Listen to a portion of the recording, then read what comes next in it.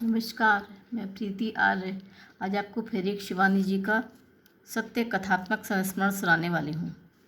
उसका नाम है बिन्नू। तो फिर सुनिए एक सत्य कथात्मक संस्मरण बिन्नू। जब उसे पहली बार देखा तो निराशा ही हुई थी। वो क्या सचमुच वही थी? कैसा आश्चर्य था ये! वो साधारण चेहरा, शुष्क काठ की एक अहरी देह और रुचिहीन पहनावा। पर तभी वो मुझे देख के अचानक हंसी और शुष्क काठ सा पेड़ सहसा फूलों से भर उठा। वो विचित्र हंसी उसकी रसीली आंखों से बरसती कपोल चिबुक पर कूदे गोदने को भिगोती मुझे भी भिगो गई। चपेटा लाई हूँ, आपने मंगाए थे ना? रंगीन लाख के उन चपेटों को मेरी मुट्ठी में दबाकर उसने मुझे चपेटे खेलने का स्निग्ध स्मितपूर्ण आमंत्रण दिया। यही मेरा उसे प्रथम परिचय था। चपेटों के उन 5 मोहरों से ही हमारी मैत्री का प्रारंभ हुआ था। प्रत्येक किशोरी की भांति उन दिनों मेरी भी 2 ही दुर्बलताएं थी, कच्चे चपेटे और कच्ची अम्बियाँ। और दोनों की उत्सभूमि बनी थी मेरी वो नई सहेली बिन्नू। जेठ की आग उगलती बुंदेलखंडी दोपहरिया में वो पैरों के भारी भारी पैंजड़े झमझमाती, हाथ के अंकड़ा कंकड़ा खनखनाती, पिछवाड़े का द्वार खोल मेरे कमरे में धूप के टुकड़े सी सरक आती। ए छोटी जीजी, चपेटी खेलेंगे? ये देखो क्या लाई हूँ। अपनी उजली हंसी के साथ वो फिर अपना आंचल खोलकर कच्ची अमिया का वैभव दिखा फुसफुसाती कहती, चलो एक बाजी खेल ले जल्दी, माँ भी अभी सो रही है। मेरी माँ से वो बेहद डरती थी। यही नहीं, मुझे भी उसकी मैत्री का गहरा मूल्य चुकाना पड़ा था। कितनी बार समझा चुकी हूँ।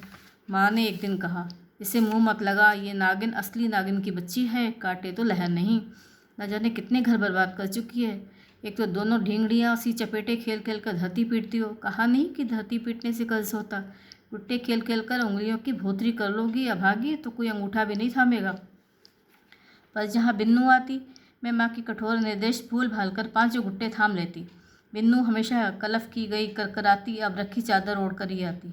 उसकी उस चमचमाती चादर के मौलक सुवास में आज भी मेरी स्मृति की नथुने फड़क उठते हैं। कस्तूरी, हिना, केवड़ा, खश का पवित्र सम्मिश्रण मेरे पूरे कमरे को महका देता। बिन्नू चली जाती तब भी वो मीठी सुगंध अगरबत्ती की अवसन्न ध्रुम रेखा की भांति मेरे कमरे में बड़ी देर तक मड़राती रहती। वो जब कभी माँ मेरे कमरे में आती तो उसी सुगंध के सूत्र से जान लेती कि वहाँ कौन आया था। आज वो ढींगड़ी फिराई थी क्या? ठीक है, कल से दोपहर में भी तू मेरे ही कमरे में सोएगी। उसी दिन से माँ का कठोर अनुशासन और भी कठोर हो गया। 2-3 महीने तक मुझे अपनी प्रिय सखी का चेहरा भी देखने को नहीं मिला। कच्ची अमिया लोरुप मेरा अबोध जिहा ही नहीं था, उसी चपेटे खेलने वाली अद्भुत संगनी का विरह भी मुझे दुर्बल करने लगा। उधर गर्मी की छुट्टियां खत्म होने को थी। तब भी कुंडा देव के मेले में उसकी सुगंध चादर की सुगंध से सूत्र से मैंने उसे ढूंढ लिया। एक हाथ में धानी चूड़ियाँ भर, वो दूसरे हाथ में चूड़ियाँ समेटती वो पास ही बैठे गोदनिया से मोल भाव कर रही थी। एक हाथ में राधा कृष्ण गुदवाएंगी हम, और ठुड्डी में तिकोने 3 बूंद किया। 2 रुपये से एक थैला भी ज़्यादा नहीं मिलेगा। अरे इस ठुड्डी को हाथ में लेने का ही तुम्हें 2 रुपये दे देंगे सरकार। गोदने वाले की कुटिल हंसी और बिन्नू की उससे भी कुटिल हंसी का प्रत्युत्तर देख मैं स्तब्ध रह गई। तब क्या माँ ठीक कह रही थी? आकाश में चपेटे उड़ा उन्हें किसी भी कोण से जादुई शक्ति से मुट्ठी में बांधने वाली मधुर कंठ से एक लंबे भाग के मोहजाल में श्रोता को मोहने वाली आश्चर्यजनक तेजी से शाखा मृगी सी ऊंचे ऊंचे पेड़ों पर खुदा कच्ची अमियाँ तोड़ने वाली मेरी वन मृगी सी चंचल सखी क्या सचमुच ऐसी थी? यदि नहीं थी तो गोदने वाले के कुटिल आह्वान को 2 चप्पल मार उसने वही ब्याज क्यों नहीं कर दिया? मुझे शायद उसने देखा नहीं था। इसी से रेशमी रुमाल की गांठ खोल चूड़ी वाले के पैसे चुका वो फिर गोदने वाले के पास खिलवाड़ की सी मुद्रा में घुटने टेक कर बैठ गई। गुनगुनाकर गोदने वाले ने उसके सुडौल चिबुक को अपने सांवले हाथों में थाम लिया। मैं चुपचाप पीछे खिसक गई। मेले में मेरा फिर मन नहीं लगा। अनमैस्का सी जमदाड़ नदी के घाट के पत्थर पर चुपचाप जाकर बैठ गई। दोनों पैर शीतल जल में डुबोए ही थे कि आंधी के तीव्र झोंके सी वो ना जाने कहाँ से आकर मुझसे लिपट गई।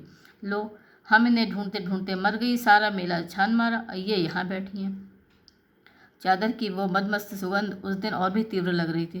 देखो छोटी जिज्जी, हम नया गोदना गुदवाए हैं, कैसे लग रहे हैं तनी देखो। गोल गोल गोदे चिबुक पर सत्य गुदे गोदने की स्याही हल्की सी फूल कर उभर आई थी। आंखों में खिंचे सुरमे की प्रगाढ़ रेखा, ललाट पर लगी टुकली, विलासी प्रथुल अधरों पर पान की लालिमा उस लास्यमयी के सौंदर्य को अद्भुत आभा प्रदान कर रहे थे। काहे रूठी हो जिज्जी? उसने अपना चिबुक मुझे बाहों में बांध मेरे कंधे पर धर दिया। हम क्या करें, माँ जी ने हमें कोठी पे आने को मना कर दिया है। ठीक ही है छोटी जिज्जी, हमें कौन आने देता है, जहाँ जाते हैं वहीं से दुत्कार दिए जाते हैं। उसकी रसीली आंखें छलछला उठी। बिन्नू, मैंने उसका चूड़ी भरा हाथ थाम लिया। तेरे लिए तो यहाँ जो सब कहते हैं वो सच है क्या? मैं जानती थी वो मेरी मुंहफट सरल सखी मुझसे कभी झूठ नहीं बोलेगी। क्या कहते हैं छोटी जिज्जी? उसने बड़े भोलेपन से अपना हाथ पलटकर मेरी गोद में धर दिया। राधा कृष्ण की युगल मूर्ति गोरी बाह के गोदने से किस स्पष्टता से निखर आई थी। मंकी मुद्रा में वंशी बजाते नटवर नागर पाश में खड़ी ब्रज भानुसुता उसी जुगल जोड़ी के नीचे गुदी पंक्ति के अक्षरों पर बिन्नू ने अपनी आंखें झुका दी थी। जय राधे श्याम। पता नहीं इस गोदने का भी अभागिनी ने कैसा मूल्य चुकाया था। क्या कहते हैं तुझे पता नहीं क्या? देख मेरी ओर। मैंने उसका झुका हुआ चेहरा उठाने की चेष्टा की तो वो मेरी गोदी में ही सिर छुपा फूट फूट कर रो पड़ी। कब तक उन अश्रुसिक्त चेहरे को गोद में धरे मैं निःशब्द वहाँ बैठी रही पता नहीं। हम दोनों जब वहाँ से उठी तो संध्या घनायमान हो चुकी थी। किसी भी निरर्थक प्रश्नोत्तरी के लिए अब हमारी मैत्री में कोई गुंजाइश नहीं रह गई थी। बिन्नू के अभिशप्त जीवन का बड़ा ही विचित्र इतिहास था। 8 वर्ष की थी तो फेरे पड़ गए थे। 10 वर्ष में गौना हुआ, ससुराल आई तो परिस्थितियों ने असमय ही कैशोर्य की सीढ़ियाँ फंदा यौवन की देहरी पर खड़ा कर दिया। नए परिवेश की घुटन ने बालिका वधू को सहमा दिया। वयस्क पति के उग्र प्रणय निवेदन के तोप से कोमल कलिका मुरझाने लगी। इसी बीच सास एक दिन उस पर हाथ उठा बैठी। रात को सुप्त पति के अलस आलिंगन से अपने को मुक्त कर वे द्रोहिणी बिन्नू मायके भाग गई और फिर ससुराल गई ही नहीं। स्वास्थ्य और रूप साथ ही साथ उग्र बन चुके थे। पति का पढ़ाया प्रेम का अधूरा पाठ, भोले चेहरे पर कुटिलता का अंगराग बिखेर गया था। आंखों की रसीली चितवन में अधरों की तिरक भरे भंगिमा में एक अनोखा आकर्षण आ गया था। उधर उसके मादक कंठ की प्रशस्ति पूरे शहर में फैल चुकी थी।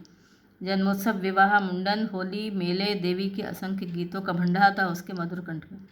उसकी पुष्ट हथेली की थाप ढोलक पर पड़ती और लोग बिना देखे समझ जाते ढोलक किसके घुटनों के नीचे धमक रही है। प्रायः ही सुनने को मिलता बिन्नू फला ठाकुर की रक्षिता बनी इठला रही है। फला ठाकुराइन ने उसके दुख में विष खा लिया और पासी ठेकेदार उसे बम्बई घुमाने ले गया था और 20 साड़ियों से बक्सा पाट ऊंची एड़ी की जूतियाँ खटखटाती घूम रही है बेहया। किंतु विवाह उत्सवों में बिन्नू को अब भी संभ्रांत ग्रह बड़े लाड़ दुला से न्योते थे। वो नाचने लगती तो मजाल थी कि कोई दूसरी उसके बराबर नाच सके। बुंदेलखंडी पेशेवर बेड़नियों से ही उसने वो विकट घुमेर नृत्य सीखा था। लगता फर्श से झुकी झुकी फर्शी लगा रही है, फिर चरखी से घूमती वो आतिशबाजी से चमकती चरखी से ही अदृश्य हो जाती। ईश्वरी की जिन निर्लज फागों को गाने में बुंदेलखंडी पुरुष भी झिझकते थे, उन्हें वो गाने लगती तो बड़ी बूढ़िया कान पर उंगली धर कह उठती, अरे बसकर बजार बसकर। पर नरभक्षणी बिन्नू जैसे जिम कॉर्बेट की खूंखार शेरनी बन गई थी, जिसके नचने मनुष्य गंध को सूंघते ही शिकार को दबोच लेते थे। उसके उसी उग्र रूप को मैंने जब देखा तब नदी तट पर हुई हमारी अंतिम भेंट को 3 वर्ष बीत रहे थे। मेरे ही विवाह गीत गाने माने उसे बताशे भेजकर न्योता था।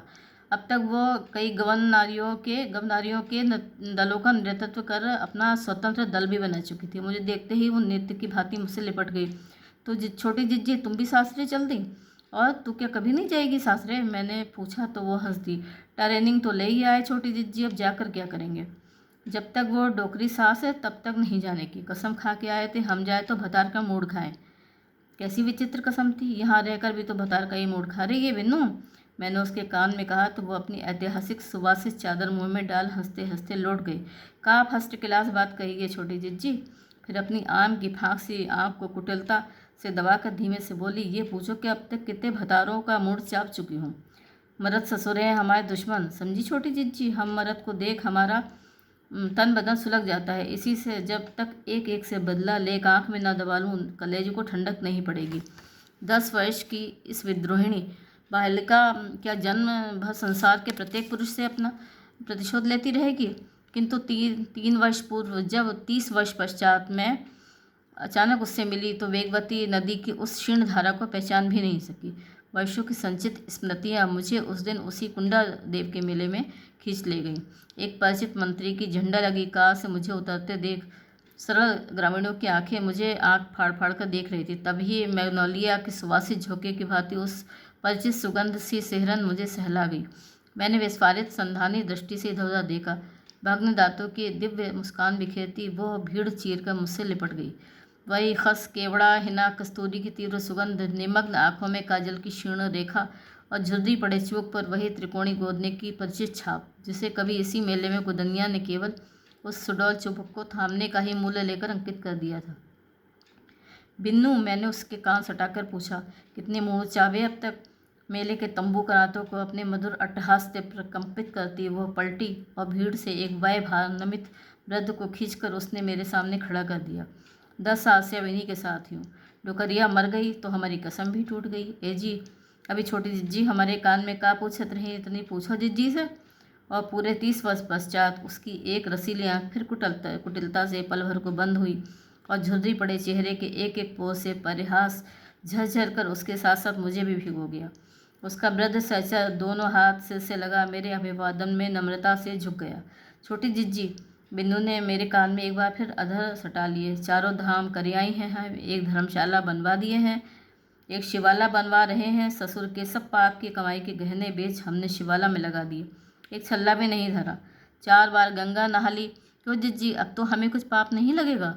मैं उसके उस भोले प्रश्न का कुछ उत्तर नहीं दे पाई, पर मुझे दृढ़ विश्वास है कि जब मेरी वह विद्रोहिणी सखी तो सर्वशक्तिमान की अदालत में खड़ी होकर अपनी भोली चितवन के साथ अपना यही निष्कपट प्रश्न दोहराएगी तो वो उदार न्यायाधीश उसके 100 खून भी माफ़ कर देगा। नमस्कार। अगर आपको ये कहानी अच्छी लगी हो तो मेरा चैनल एक कहानी बाय प्रीति आर्या ज़रूर सब्सक्राइब करिएगा, और अगर कुछ पसंद ना आया हो तो कमेंट बॉक्स में ज़रूर लिखिएगा। नमस्कार।